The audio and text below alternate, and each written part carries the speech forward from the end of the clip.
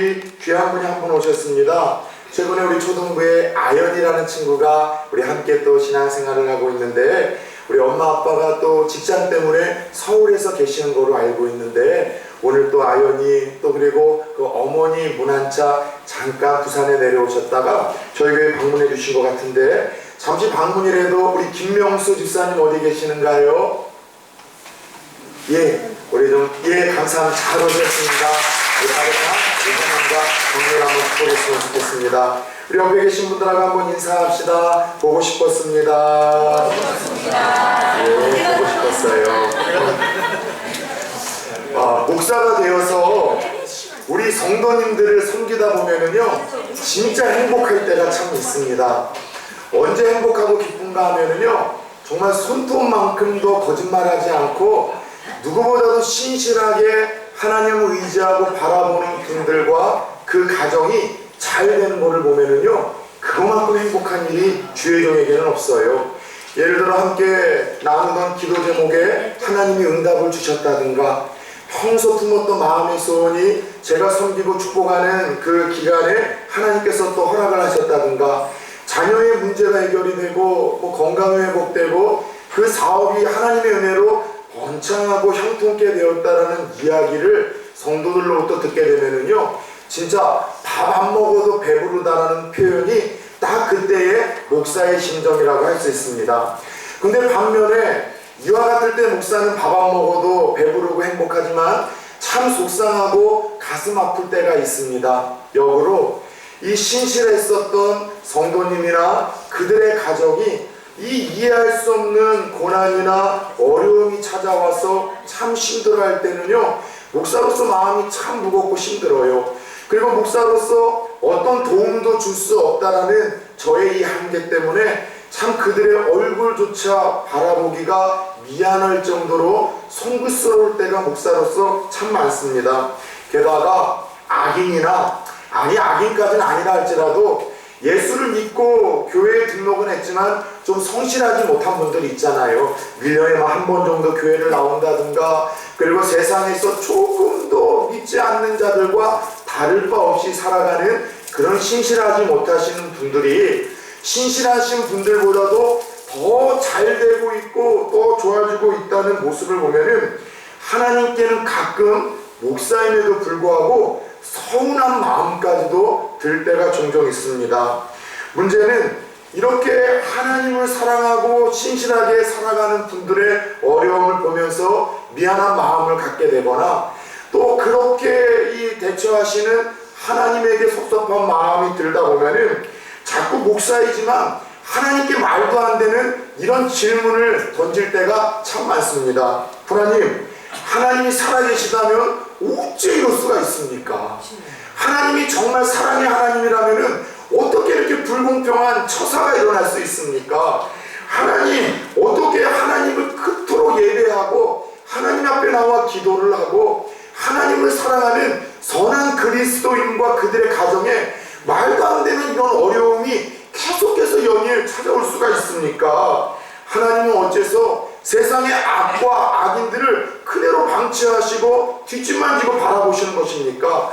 하나님은 왜 정말 악인의 형통함을 허용하고 계시는 것입니까? 그래서 오늘 말씀의 제목처럼 하나님께 실망했습니다.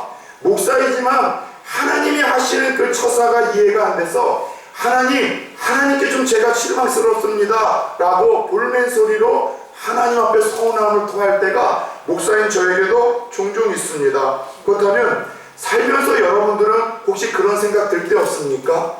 악인의 형통함을 바라보고 하나님을 신실하게 믿는 주위 가정들과 그들의 삶의 어려움이 오는 걸 보면서, 아니면 내 가정에 하나님께서 정말로 신실하게 내가 예배의 자리를 포기하지 않고 하나님을 사랑하고 의지함에도 불구하고 이해할 수 없는 아픔과 역경이 내 사업에, 건강에, 자녀들에게 주어지는 것을 보면서 하나님이 선하시고 사랑의 하나님이라면 어찌 이런 일이 일어날 수 있습니까? 하나님 실망스럽다라는 종의 고백과 같은 이 동일한 마음을 가져본 적이 없는지 저는 좀 여쭤보고 싶어요. 참 재밌는 것은 오늘 우리가 함께 읽었던 본문에서도요, 역시 믿음이 좋았던 사람인데 제가 가지고 있는 같은 생각으로 하나님께 섭섭함을 하소연하고 있는 사람을 보게 됩니다. 바로 아삽이라는 사람이에요. 이 아삽이라는 사람은 어떤 사람인가 하면은요, 이 찬양대의 리더였었습니다. 역대상 16장 4절 5절을 보니까 다윗이 하나님의 성전을 지어놓고 그 가운데 예배를 이 24시간 쉬지 않고 드리게끔 사람들을 세웠는데, 그 예배에 드리는 성전에서 늘 앞서서 찬양을 인도하던, 오늘날로 말하자면은 우리 양미양 원사님의 위치라고 할까요? 아니면 큰 교회라고 한다면 음악 어떤 감독이나 음악 담당 목사님처럼 늘 예배드리는 일에 앞장섰었던 성직자가 아삽이라는 사람이었었습니다. 근데 아삽이라는 사람이 평생 동안 하나님을 섬기고 예배드리다가 지나온 삶과 주위를 바라보니까 이해할 수 없는 일들이 그의 주변에서 펼쳐지고 있었던 거예요. 어떤 일들이었느냐? 악인들이 자꾸 형통하는 거예요.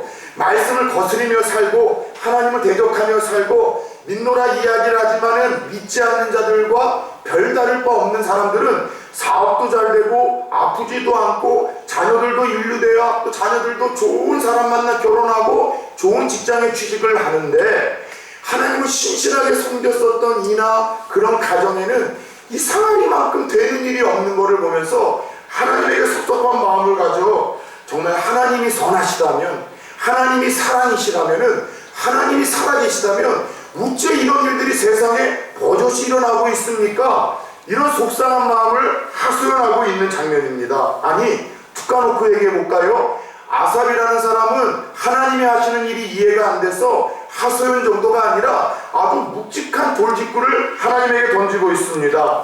그가 하나님에게 던지는 구체적인 하소연의 내용이 뭔지 아세요? 다음과 같습니다. 오늘 본문 말씀을 한번 주목해 봅시다.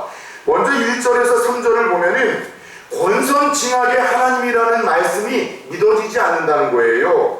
하나님은 의인에게 선을 베푸시고 의인들에게 복과 은혜를 주신다고 했는데, 세상 돌아가는 꼬라지를 보니까 그런 하나님의 모습이 없더라는 거예요. 오히려 세상에서는 의인들이 당하는 고난이 많고 의인들이 안 되는 경우가 많고, 오히려 하나님을 대적하고 믿음 없는 악인들이 형통하는 삶을, 이 이해할 수 없는 이 상황을 그가 계속해서 보고 있다라고 하나님에게 돌직구를 던지고 있습니다. 계속해서 4절에서 12절의 말씀을 보면은 악인들은 그뿐만이 아니에요. 이 땅에서 고난도 없고 또 편안하게 산다라는 거예요. 게다가 물질적인 부유함도 누리고 게다가 잘 먹고 잘 살고 있다고 이야기를 합니다. 하나님 없이도 형통하고 잘 되다 보니까 교만함이 하늘을 찌를 듯 하는 거예요. 하나님 믿어서 잘 되는 꼴이 뭐가 있냐? 나는 하나님 그렇게 예배 안 드리고 기도하지 않고 말씀대로 살지 않아도 내 자녀 잘 되고 나 건강하고 먹고 살 만큼 부유하고 전혀 문제가 없더라. 그래서 믿는 자들이 이 정말 그들 앞에서 소심해지는 일들이 참 많다라는 것입니다. 그런데 문제는 그들이 그러다가 급살이라도 맞으면 좋을 텐데 그들이 장수까지 한다는 거예요. 게다가 죽을 때에도 고통 없이 죽고 편안하게 마지막 생을 마무리하더라는 거예요. 여러분, 혹시 아삽이라는 사람이 하나님에게 던지고 있는 이 돌직구 하소연의 이야기를 들으며 머릿속에 떠오르는 사람들, 스쳐 지나가는 사람들은 없습니까? 아, 그분이 정말로 하나님 없이 살고 하나님을 멀리함에도 잘되고 형통하는 삶을 살았는데 혹시 그 사람은 아닐까? 근데 중요한 거는 김일성이 그러지 않았습니까? 김정일이 그러지 않았습니까? 여러분, 통일교회 문선명이 그러지 않았습니까? 하나님을 대적하고 거짓된 복음으로 많은 사람들을 멸망의 길로 이끌고 그렇게 살았음에도 불구하고 자녀들 부유하죠. 떵떵거리면서 살았죠. 죽을 때에도 여러분 장수하면서 천수를 누리고 죽지 않았습니까? 이걸 보면서 우리에게 깨닫게 하시는 하나님의 지혜가 있어요. 따라서 해봅시다. 악인도 형통할 수 있다.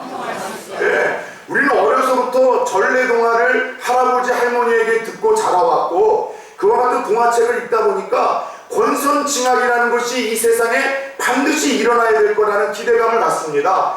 착한 사람들에게는 보상과 축복이 있어야 되고 악한 사람들은 정말 저주와 그런 아픈 삶이 주어져야 된다. 그러나 현실은 어때요? 그렇지 않다는 거예요. 그래서 중요한 거는 악한 사람들도 형통할 수 있어요. 창대해질 수 있고 잘 될 수 있습니다. 그래서 무조건 잘 먹고 건강하고 장수하는 걸 보면서 그 사람이 하나님의 축복을 받았다고 함부로 우리가 논해서는 절대로 안 된다는 것입니다. 그런데 정작 의인들의 삶은 어때요? 하나님을 의지하고 일평생 하나님을 붙들고 살았던 의인들의 삶은 14절을 들여다보시기 바랍니다. 종일 재난을 당했대요. 무슨 말이에요? 집안에 우환질고가 끊이지 않는 일들이 하나님을 믿는 의인들에게도 주어졌다는 겁니다. 아침마다 징벌을 받았대요. 아침서부터 여러분 이 고통이 있으니 살만 나는 인생이 없겠습니까? 아마 눈 떠서 그가 드릴 수 있는 기도는 엘리야처럼 하나님 살기가 너무 힘듭니다. 하나님 내 생명 좀 거두어가 주옵소서. 아침서부터 시작되는 고통 때문에 의인은 그런 기도를 드렸었을 것입니다. 그런데 문제는 뭐냐? 이와 같은 상황을 보면서 한마디로 하나님을 가까이 하는 이들이 안 되는 모습을 보면서 아삽이라는 사람은 넘어질 뻔하였고 미끄러질 뻔하였다라는 고백을 하고 있어요. 이 말은 무슨 뜻인가 하면은 신앙의 회의가 생기고 하나님이 살아계시다는 것에 대해서 믿어지지가 않아서 신앙을 때려치우고 싶었다는 거예요.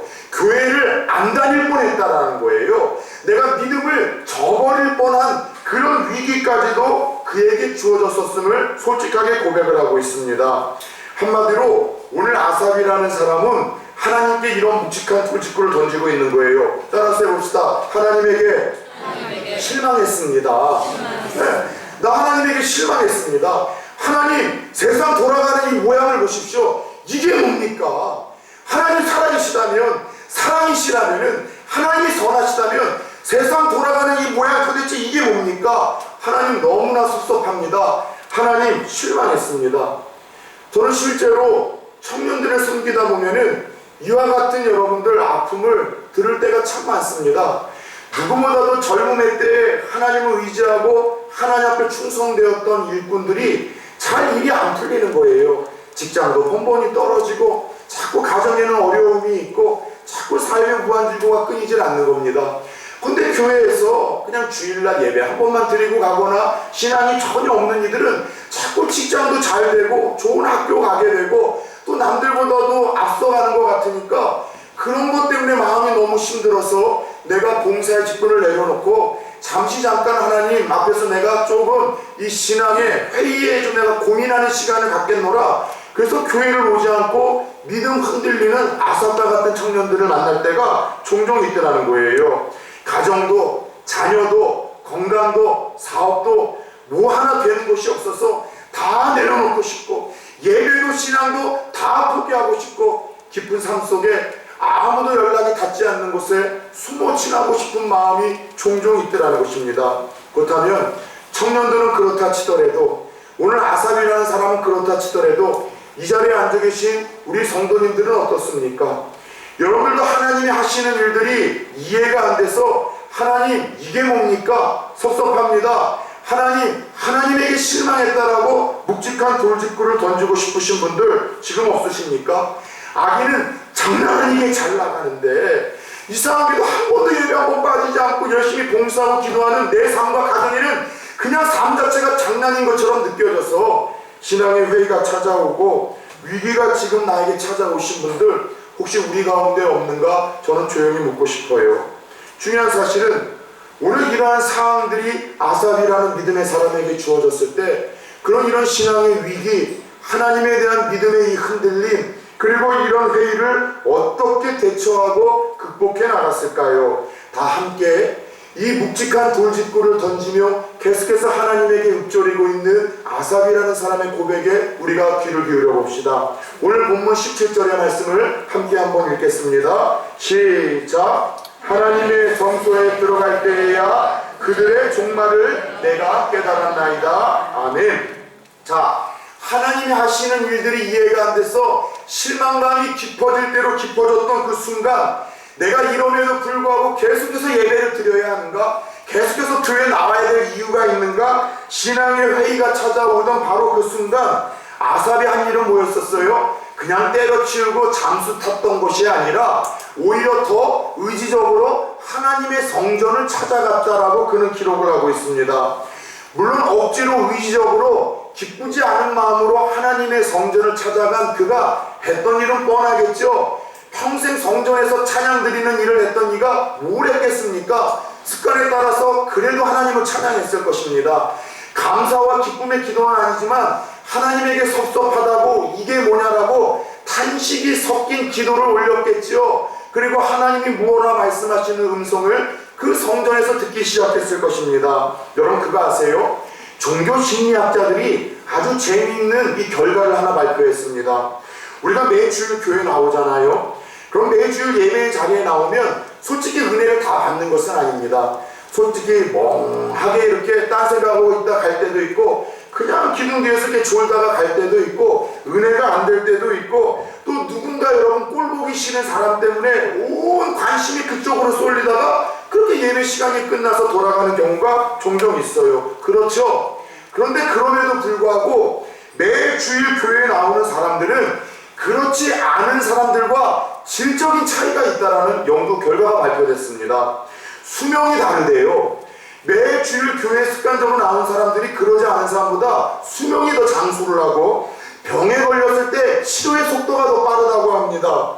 생각이 다르고 행동이 다르다고 합니다. 스트레스와 세상에서의 죄의 유혹을 견디는 능력이 매주일 교회에 나와서 은혜를 받지 못하고 앉아만 있다 돌아가더라도, 여러분 매주일 밥 먹듯이 교회에 빠지시는 분들보다 삶의 질이 이렇게 달라진다는 거예요. 그런데 한두 달만 이런 저런 이유로 교회를 나오지 않고 예배를 여러분 빠지기 시작을 하고 성전을 멀리하여 하나님을 멀어지기 시작하면은 믿지 않는 사람들과 생각과 가치관과 행동이 조금도 다를 바 없는 비크리스찬과 되는 이상한 현상이 여러분 이 예배의 자리를 계속해서 지켜내느냐, 그러지 못하는 자의 삶에서 나타나는 두드러진 특징이라는 것을 발표했습니다. 그래서 하나님의 사람들에게 위기가 찾아오고 하나님이 하시는 일들의 섭섭함 때문에 신앙의 회의가 찾아와서 교회를 때려치고 싶고 버리고 싶을 때 더 우리가 힘써야 될 일은 무엇이냐? 오기로라도 의지로라도 하나님의 성전을 찾아가 하나님의 옷자락을 붙드는 일인 줄 믿으시기 바랍니다. 때로는 죄 짓고 넘어져서 하나님 앞에 송구스러워서 나오기가 부끄러울 때도 있어요. 혹은 하나님의 살아계심과 하나님의 사랑에 대해서 의심이 되고 회의가 될 때도 있어요. 때로는 교회에 꼴보기 싫은 사람이 있다 해도 우리가 절대로 살면서 포기하지 말아야 될 가장 숭고하고 아름다운 믿음의 행위 하나가 있다면 하나님의 성전을 찾는 일입니다. 기쁠 때나 슬플 때나 내가 좌절될 때나 실망이 될 때나 실족하게 이를 때까지도 힘써야 될 것은 하나님의 성전을 찾아 하나님의 옷자락을 붙드는 일인 줄 믿으시길 축원합니다. 왜요? 그래야 우리가 살기 때문이에요. 그래야 그 의심의 나락과 수렁에서 건진받을 수 있고, 그래야 그 좌절과 신앙의 실족에서 우리가 바른 길로 다시 궤도에 들어설 수 있고, 그래야 우리가 문제가 해결될 수 있기 때문에 하나님은 신앙의 회의와 또 의심과 꼴보기 싫은 누군가가 있고 어려움이 있어도 하나님의 성전 나오는 것은 포기하지 말아라, 하나님의 옷자락을 붙드는 것은 포기하지 말라라고 우리에게 권면을 하고 있습니다. 사실 성경에는 그런 사람들의 스토리가 가득하지 않습니까? 제가 지금서부터 여러분들에게 던지는 이 사람들에게 무엇이 떠올려지는가 추적해 보시겠습니까? 사무엘의 어머니였었던 한나라는 여인, 어마어마한 민족의 지도자를 여러분들 낳고 또 키워냈었던 믿음의 어머니 아니겠습니까? 한나라는 여인, 히스기야라는 하나님에게 인정을 받았었던 믿음의 왕을 기억하십니까? 그 외에 여러분들 이사야라는 아주 어두운 이 현실 속에서 이 하나님의 희망의 빛을 선지자로서 비쳤었던 이사야 선지자라는 인물을 기억하십니까? 좀 전에 던졌었던 한나, 이사야, 히스기야, 이 세 인물은요, 그 밖에도 여러 인물이 있지만 시간상 대표성을 갖고 더 던져드린 세 인물은요, 살면서 말도 안 되는 어려움과 고난과 역경을 경험했던 사람들이에요. 그러나 그 고난과 역경 속에서도 따라서 해봅시다. 선택을 잘했다. 고난과 역경 속에서도 그들의 선택은 무엇이었느냐? 하나님의 성전에서 승부를 맞던 사람이에요. 한나가 슬프고 속상하고, 그리고 한나가 자식이 없어서 그 아팠을 때 한나가 했던 일이 뭐예요? 하나님의 성전에 가서 울고 하나님의 성전에서 마음을 쏟아내다가 거기서 엘리라는 제사장을 통해서 사무엘이라는 아들이 주어질 것을 축복받게 되었습니다. 히스기야가 죽을 병에 걸려서 너가 몇 날 며칠 살지 못할 거라는 여러분 그런 사형 선고를 받았을 때 면벽 기도라고 하죠. 하나님 앞에 나아가 얼굴을 하나님에게 향해 기도하기 시작을 했고, 아수르의 대군 사내립이 쳐들어왔었을 때 하나님 앞에 그가 쓴 편지를 올려놓고 성전에 나아가 기도하다가 그의 병을 치료하시는 하나님을 만나게 되었고, 그 절체절명의 위기 속에서도 기가 막힌 방법으로 이스라엘에게 승리를 허락하시는 하나님을 히스기야 왕은 만나게 되었습니다. 이사야 선지자는 어때요? 그가 믿었었던 사랑하는 동역자 우시야 왕이 죽어버렸을 때, 그래서 이스라엘 민족이 이제 큰일 났다, 리더가 없으니 이 민족이 이제 소망이 없다라는 생각이 들었을 때 그 아픈 마음을 가지고 이사야는 하나님의 성전에 나아가 기도하다가 하나님의 그 영광을 보게 되어지고, 다시 한번 하나님의 그 은혜 속에서 어두운 이스라엘 역사의 희망의 빛을 선포하는 선지자로서의 사명을 끝까지 감당했다는 것을 우리는 기억하게 됩니다. 사랑하는 여러분, 하나님의 성전을 찾게 될 때 비로소 거기에 기회가 있고 답이 있고 회복의 은혜가 있는 줄을 믿으시기 바랍니다. 놀라운 것은 오늘 아삽이라는 사람도 그 신앙의 회의와 그 깊은 의심 속에서 하나님 앞에 습관적으로 나와 성전에 나와 엎드리자 하나님께서 그에게 문제의 해결의 기미를 보이기 시작하셨습니다. 그에게 놀라운 비밀 하나를 깨닫게 하셨습니다. 그렇다면 오늘 아삽이 신앙의 회의와 낙심 속에서 하나님의 성전을 찾아가 하나님 옷자락 붙잡았을 때 하나님이 그에게 깨닫게 하셨던 진리들은 무엇이었을까요? 오늘 본문 말씀 다 함께 18절에서 20절의 말씀을 줄쳐가며 보도록 하겠습니다. 주께서 참으로 그들을 미끄러운 곳에 두시며 파멸에 던지시니 그들이 어찌하여 그리 갑자기 황폐되었는가 놀랄 정도로 그들은 전멸하였나이다. 따라서 해봅시다. 같이 한번 고백합시다. 시작. 주여, 사람이 깬 후에는 꿈을 무시함같이 주께서 깨신 후에는 그들의 형상을 멸시하시리이다. 아멘. 하나님의 성전에 나아가 그 속상한 마음, 신앙의 회의를 다 토해냈던 이 아삽에게 하나님이 주셨었던 첫 번째 깨달음의 진리, 따라서 해봅시다. 모든 것은 일시적이다. 모든 것은 일시적이라는 거예요. 제가 여러분에게 언젠가 이야기를 했죠. 다윗 왕이 승승장구에서 평안했을 때 한 세공업자를 불러다가 금을 주며 반지 하나를 만들려고 했다고 하지 않았습니까? 내가 잘 나갈 때에도 교만하지 않고, 내가 정말 힘들 때에도 낙심하거나 하나님을 잃어버리지 않도록 나에게 위로를 줄 수 있고 깨달음을 줄 수 있는 글 하나를, 문장 하나를 그 반지 안에다 새겨 넣어라. 그래서 세공업자가 그 금을 가지고 반지를 잘 만들었는데, 문제는 잘 나갈 때에도 교만하지 않고 힘들 때에도 하나님을 떠나지 않을 그 글이 떠오르질 않더라는 거예요. 그래서 당대 전자라고 일컫던 솔로몬 왕자에게 가서 물었더니 솔로몬이 다음과 같은 글을 던져줬다고 하지 않습니까? 그래서 세공업자가 그 반지 안에다가 글을 새겨놨다고 했잖아요. 그래서 어떤 뭐 14K, 24K 뭐 이런 글을 써냈다고 하는 그게 아니라, 따라서 해봅시다. 이것 또한 지나가리니. 네, 이것 또한 지나간다는 거예요. 형통하고 잘 나가는 것, 그거 영원하지 않기 때문에 교만할 필요 없다는 거예요. 죽고 싶을 만큼 깊은 터널에 빠져 있으니까 곧 밝은 빛을 볼 수 있으니 조금만 기다리고 이것 또한 지나갈 거라는 것입니다. 마찬가지로 하나님이 오늘 아삽에게 성전에 나와서 울부짖는 그에게 주셨었던 첫 번째 깨달음은 뭐냐? 얘야, 일시적인 거란다.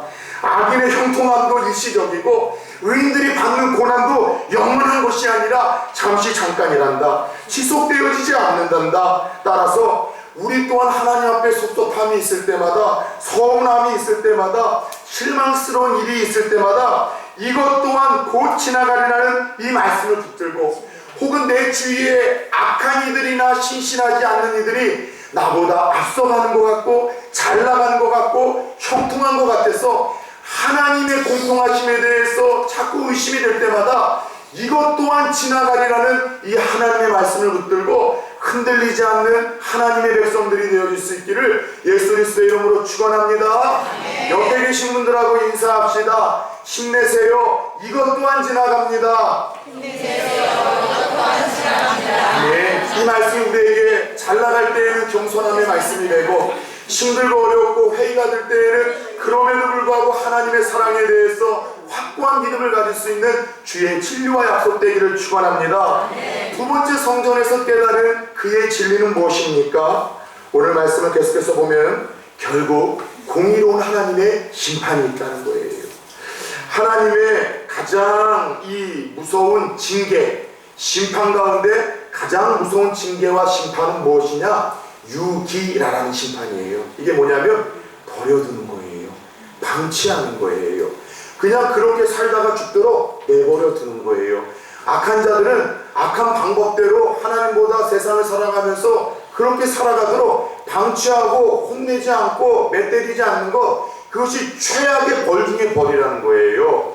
여러분들 중에 혹시 친구라는 영화 아십니까? 친구? 내가 네 시다바리가 이가 가라 하와이, 이게 부산 배경으로 찍어진 그 여러분 영화잖아요.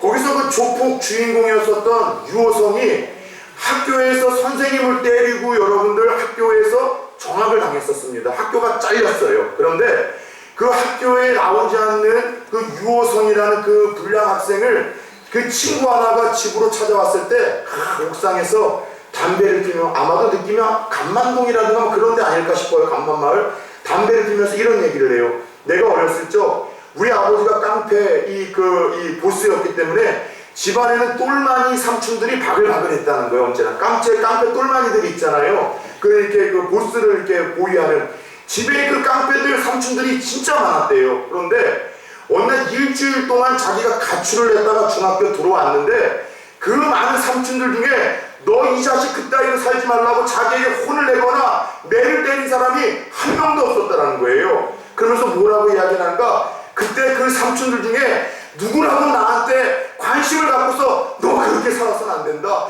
혼을 내거나 매를 때렸다면 오늘날 내 인생이 이렇게 되지 않았을까라는 그런 아쉬움을 긴 담배 연기와 함께 내뿜는 유호성의 그 대사를 저는 지금도 잊지 않습니다.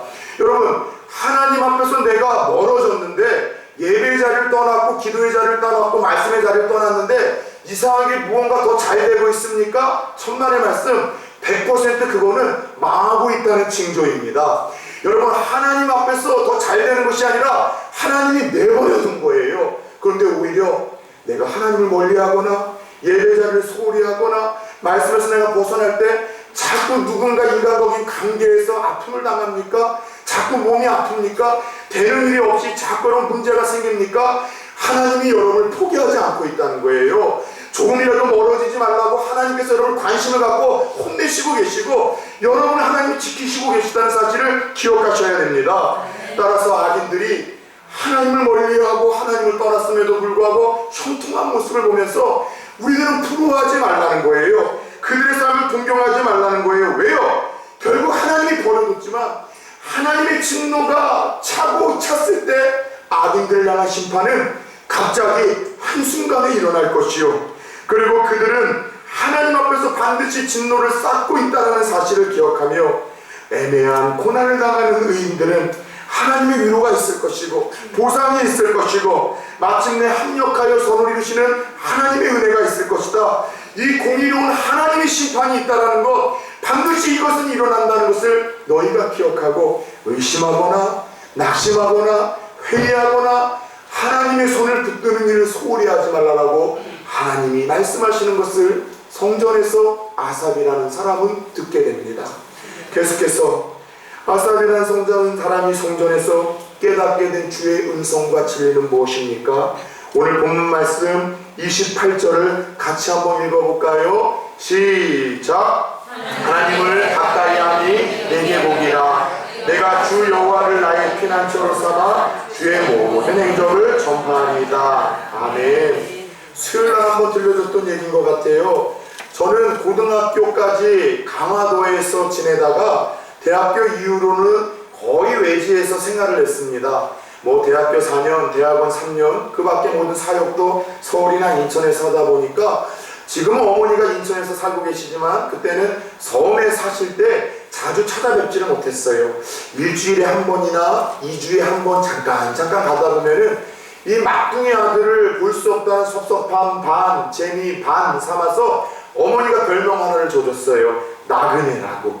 잠깐 내 아들이 아니라 너는 객도 아니라 나그네이다. 객은 잠시라도 왔다가 며칠 머물다 가잖아요. 근데 왔다가 하루도 자지 않고 가는 이 막내 아들에게 섭섭해서 나그네라는 별명을 붙여주셨어요. 그런데 이런 나그네가 집에 가서 마루구석에 앉아 기도하면은 항상 한결같은 모습으로 반갑게 저를 맞이해주는 가족들이 있다라고 얘기를 드렸어요. 그게 뭐냐? 요만한 이 진돗개 개새끼가 이상 강아지 죄송합니다. 진돗개 애기 이게 더 이상하네. 강아지 한 마리하고 고만고만한 나비라고. 왜 고양이 이름은 다 나비인지 모르겠어요. 시골에서 대부분 개 이름은 뭐 메리 막 이런 것처럼 나비가 이상하게 짧은 찰나 기도하고 오면은 항상 제 주위에 모여들어요. 그리고 막 서로 막 몸을 비벼대고 서로 좋아가지고 쏘만 이렇게 하고 서로 저한테 사랑받으려고 둘이서 막 아웅다웅 싸움하는데 그 모습을 볼 때마다 얼마나 기뻤는지 몰라요. 그리고 하나님이 주신 그때의 감동을 제가 지금도 잊지 못한다고 했잖아요. 야, 말 못할 이 미물도 주인을 더 가까이 하려고 서로 이렇게 아웅다웅하는 모습이 이렇게 사랑스러운데 내가 하나님 앞에서 평생 가까이 하려고 발버둥 치는 모습을 하나님이 본다면 그분이 얼마나 기뻐하시고 좋아하실까. 그러면서 그때마다 드렸던 기도 제목이 지금도 선해요. 하나님, 평생에 걸쳐서 하나님을 기쁘시게 하는 목사가 되게 해주세요. 하나님을 가까이 하는 일에 힘쓸 수 있는 그런 목사가 되게 해주세요. 유명한 목사, 화려한 목사, 큰 교회에 부임하는 그런 목사가 아니라 하나님을 가까이 하는 일에 힘썼다라고 하나님에게 인정받는 그런 목사가 되게 하여 주옵소서.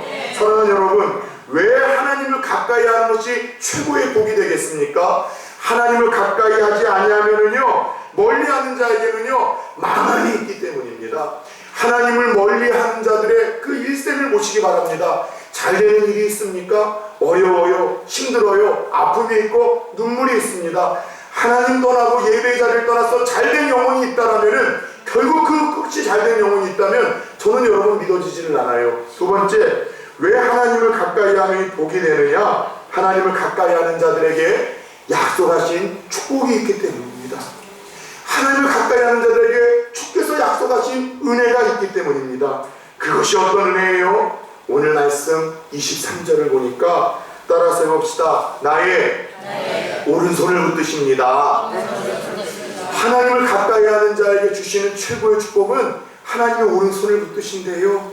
이것은 붙들고 가장 좋은 길로 인도하신다는 것이고 위험으로부터 보호하신다는 것이고 우리 애기 엄마들이 참 많잖아요. 예배를 못 드리는 안타까움이 있어요. 다 2층에서 애기들 돌보느니라고 말씀을 들어야 돼. 은혜가 되고 회복이 되고 성장을 하는데 그래서 내년에는 일부 예배를 좀 만들 기도 제목을 가지고 있습니다. 그래서 일부 예배 좀 봉사하시고 11시에 예배를 좀 만들어서 좀 이렇게 애기 돌보주시는 분들이 있으면 애기 엄마들도 다 예배를 드릴 수 있을 것 같아요.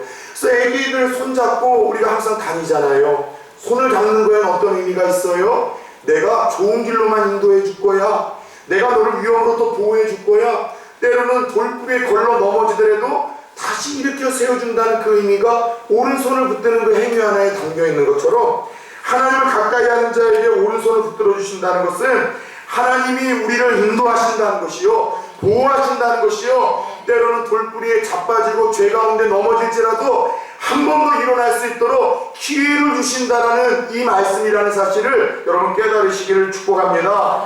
하나님을 가까이 하는 자들에게는 평생 동안 뒤돌아봤더니 이런 은혜가 있었더라는 거예요. 더 나아가 26절을 보니까 평생 하나님을 가까이 하는 자들에게는 고난 속에서도 담대하고 평안한 마음을 주시는 은혜가 있었다는 것입니다. 26절입니다. 내 육체와 마음은 쇠잔하나 하나님은 내 마음의 반석이시요 영원한 분기시라. 여러분 살면서 왜 우리의 삶의 인생에 짐이 지어집니까?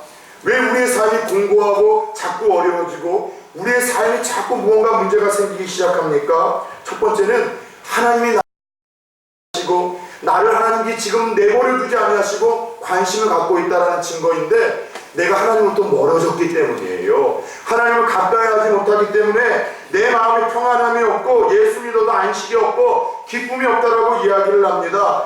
왜 내 삶에 되는 일이 없는가? 하나님을 믿음에도 불구하고 하나님을 가까이 하지 않았기 때문에 그와 같은 일들이 우리에게 주어질 수 있다라고 이동화 목사의 이야기가 아니라 평생 하나님의 성전에서 하나님을 섬기며 믿음의 사람들과 아들들을 바라봤던 아삽이라는 사람의 고백입니다. 여러분, 오늘 말씀에서 그 이유를 찾아보자면 우리가 평안함을 잃고 우리의 인생에 짐이 지어지고 수고가 예수를 믿어도 많은 이유는 하나님으로부터 멀어졌기 때문이라 말씀하시며, 하나님은 다시 우리가 하나님을 가까이 할 때라고, 하나님 앞에서 실망감이 들 때마다, 섭섭함이 들 때마다, 하나님이 하시는 일들이 도대체 이해가 안 될 때마다 우리가 할 수 있는 일은 그럴 때마다 하나님을 더 가까이 할 때라고 우리에게 도전하시면서 말씀을 하십니다. 사랑하는 여러분, 악인의 형통과 의인의 고난으로 인해서 내 신앙이 흔들리고 하나님께 실망스러워져 갈 때 우리는 어떻게 살아야 되겠습니까? 더더욱 하나님의 성전을 찾는 일을 힘쓰시기 바랍니다. 그 자리에서 섭섭함과 원망함을 아삽처럼 다 토해내시길 바랍니다. 그럴 때 하나님의 은혜가 있을 것입니다. 하나님의 음성이 있을 것입니다. 그럴 때 진정한 복이 무엇인지를 우리에게 깨닫게 하시는 하나님의 여러분 은혜가 성전에서 주어질 줄 믿습니다. 최고의 축복은 무엇입니까? 하나님을 가까이 하니 복이 최고의 축복인 줄 믿으시길 바랍니다. 하나님을 가까이 하려고 할 때 그분이 우리의 손을 붙들어 주실 것이고, 그분이 우리의 삶에 얼어붙은 삶의 문제들을 하나 둘 녹아 흐르게 할 것이고, 무너진 삶의 영역들을 회복시켜 주실 것이고, 고난과 역경 속에서도 우리 마음의 담대함과 평안함을 주실 것이고, 우리가 가지고 있는 이해할 수 없는 그 삶의 문제들을 개입하시고 간섭하시어서 최고의 결과물로 만들어내시는, 합력하여 선을 이루시는 하나님의 은혜가 있게 될 것입니다. 섬기시던 한 교구 권사님이 계셨습니다. 이 권사님이 정말 어렵고 힘들 때에는 하나님을 붙들고 의지하다가, 참 사람이라는 것은 조금 하나님의 축복으로 잘 나갈 때에도 늘 겸손하게 나아가면은 하나님 주신 그 축복의 대로, 시온의 대로가 더 넓고 긴 법인데, 사람은 그게 안 되는가 봐요. 조금만 먹고 살만하고 건강하고 평안하면은 다시 세상을 향해서 발걸음을 드셨는데, 이 권사님이 그러셨습니다. 그런데 이 권사님은 하나님이 특별히 사랑하셨던 분이셨는지 뜻하지 않게 하나님이 징계를 하셨는데 위암이 걸리셨어요. 그렇다고 해서 모든 암이나 문제가 하나님의 징계라고 다 생각하시면 안 됩니다. 그러나 적어도 이 권사님의 간증을 제가 들어보자면은 권사님이 하나님께서 주신 사랑에 그것은 여러분 심판이었다고 이야기를 하셨습니다. 그래서 권사님이 그 위암 이기가 되어져서 하나님 앞에서 다시 한번 그 위암으로 말미암아 예배의 자리를 차지하기 시작하더군요. 주일 성수에, 그리고 새벽에, 철야에 하나님 앞에 눈물로 기도하기 시작합니다. 수술을 했습니다. 다시 하나님을 찾았었던, 그 가까이 하려고 했던 믿음의 결과물인지는 모르겠지만 하나님이 긍휼히 여기셔서 깨끗하게 치료를 하셨어요. 그리고 그 후로 방사선 치료도 받지 않도록 건강케 하셨고, 다시 한번 그 가정의 위로차 신방을 갔을 때 저에게 이야기를 하십니다. 목사님, 하나님이 저를 정말로 사랑하세요. 그래서 내가 하나님을 가까이 하지 않자 바로 하나님에게 내가 너를 놓지 못하겠다는 그 사랑의 징표로 나에게 이 질병을 허락하셨고, 내가 다시 하나님을 붙들었을 때 하나님이 이렇게 치료를 해주셨습니다. 그래서 더 큰 은혜는 뭐냐? 그렇게 예수 믿으라고 협박과 회유와 권면과 부탁을 해도 눈 하나 깜짝하지 않았던 그 남편이 그 권사님의 암과 수술로 인해서 예수 믿게 되었고 세례까지도 받게 되었다라고 저에게 간증을 하고, 치질이 말도 안 됐던 그 자녀들이 요즘에는 툭 하면 안부 전화하고 엄마 쓰라라고 용돈도 보내주셔서 하나님이 나를 얼마나 사랑하시는지, 하나님 멀리하니까 오늘 이 시편 기자의 고백처럼 내 마음의 모든 것들이 무너지게 하다가 나를 사랑하셔서 다시 하나님 붙들어 나갔을 때 모든 것을 회복시켜 주시되, 내가 기대했던 것보다도 더 아름다운 회복을 주시는 하나님의 은혜를 이 간증하시는 권사님을 보며 참 큰 격려와 위로를 얻었었던 신방을 저는 잊지 못하고 있습니다. 사랑하는 여러분, 하나님을 가까이 하니 내게 복이라. 그리하여 하나님이 내게 주신 그 은혜를 내가 모든 사람들에게 전하며 사는 간증이 끊이지 않는 그런 인생이 되고 싶다라는 아삽의 기도와 그의 소원이 10월달 다시 한번 하나님 앞에 가까이 나와야 될 때임을 말씀을 통해서 우리에게 독려하시고 검열하시는 하나님의 음성을 듣는 저와 여러분들 동일한 기도 제목, 동일한 간증, 동일한 마음의 소원이 될 수 있기를 예수 그리스도의 이름으로 축원합니다. 옆에 계신 분들하고 인사합시다. 하나님을 가까이 붙듭시다. 한 번만 이야기합시다. 멀어지면 죽습니다. 멀어지면 망합니다. 더욱더 하나님을 붙들고 나아가는 다시 하나님을 가까이 할 수 있는 은혜의 계절 10월이 됐을 길을 다시 한번 예수 그리스도의 이름으로 축원합니다.